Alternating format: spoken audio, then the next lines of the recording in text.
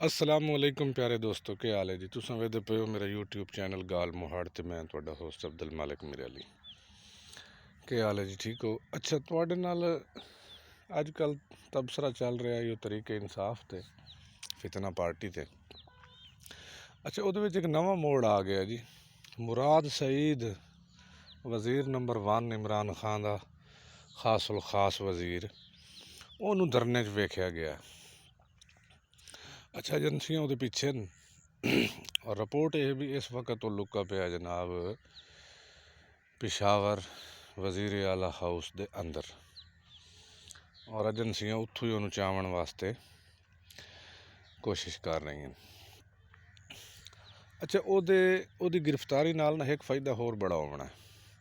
तुहानूं याद हो सी अरशद शरीफ सहाफ़ी कतल होया ही अफ्रीका च, ते ओहदे कतल दे विच तरीके इंसाफ मुलविस है।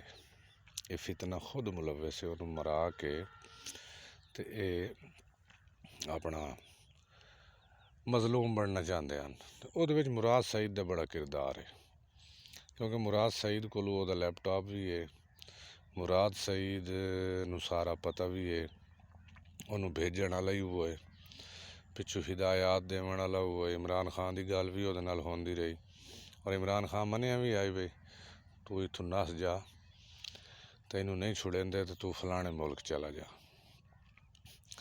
ये गल तुहानूं सारिआं नूं पता है। तो दूए नंबर पर इन्हां दा जनाब मुड़ प्रोग्राम बनता वदा जी। हुण पिछली खिफत मिटावन वास्ते ना, अच्छा, वो जो 300-400 बंदा आदयान भी मर गया, वो उमर अयूब एक बंदे का नाम लिया, को अबासी है मानसेरे साइड का कि पता नहीं सवाद का, आखिर जी वो शहीद होया। यानी 400 300 100 12 8 5 4 हुण एक ते आ खलन। हुण ये भी नहीं पता बई वो कहंदी फायरिंग नाल कतल होया नहीं होया। हुण एक बंदे ते आ खलोते हैं। हुण जने जी असां लाहौर धरना देवना, वो धरने दे बच्चे हो तो किसे निकलन नहीं देवना, याद रखो, और ना ही किसे निकलना है। जेड़ा हशर तुहाडे नाल इस्लामाबाद होया तुसीं तो हुण टुरन दे नहीं रहे। हुण वो खिफत मिटावन वास्ते जी हुण असां लाहौर आ रहे हैं, तो लाहौर कल्ले ही आसो, तो बंदा तो तुहाडे नाल होर आंदा कोई नहीं।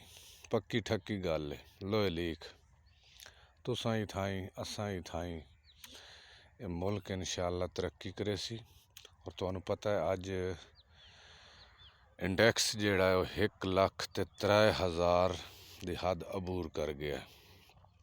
रह गई महंगाई, तो हुकूमत नूं चाहिए कि महंगाई नूं कम करन वास्ते दिन रात मेहनत करे।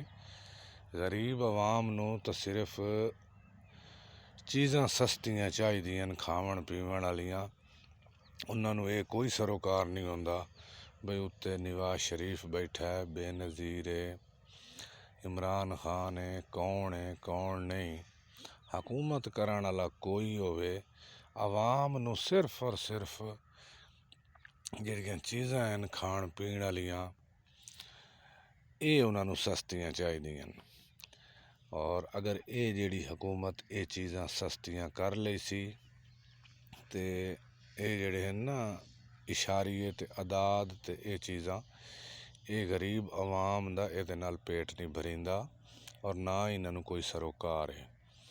मुल्क तरक्की करे बहुत अच्छे, तो गरीब आवाम दा खास ख्याल रखो। बहुत बहुत शुक्रिया। अल्लाह हाफिज़। मेरे चैनल नूं सबसक्राइब करे सो, घंटी दे बटन नूं दबाई सो, और वीडियो नूं पूरा वेख्या करो। यारां दोस्तां नूं भी इस चैनल नूं सबसक्राइब कराओ। अल्लाह हाफिज़। Thank you.